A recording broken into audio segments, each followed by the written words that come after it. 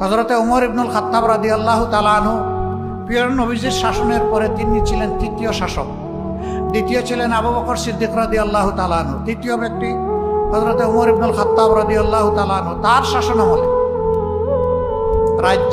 রাজ্যের প্রয়োজন মেটানোর জন্য জাকাত নেওয়া হতো। এক সময় এটা সাফিসিয়েন্ট হয়ে গেল। লোকদেরকে বলা হলো তোমরা ব্যক্তিগতভাবে চাইলে দিতে পারবা, রাষ্ট্রের কোষাগার এখন ফুলফিল হয়ে গেছে। এক ভদ্রলোক তার জাকাতের টাকা নিয়ে বের হয়েছে, মরুভূমির দেশ, দীর্ঘ মরুভূমি পাড় দিয়ে ক্লান্ত হয়ে তিনি গাছের ছায়া দুপুরবেলা আশ্রয় নিচ্ছেন, ঘুমায় পড়ছে। সেখানে তখন কেউ ছিল না। উটটি রশি দিয়ে শক্ত করে গাছের সাথে বেঁধে তিনি ঘুমায় পড়ছেন। মাথার নিচে জাকাতের টাকার পুটলা। ঘুম থেকে উঠে দেখেন তার পাশে আরেকজন ঘুমাচ্ছে। সেই লোকটা ধূসর ময়লা কাপড় নিয়ে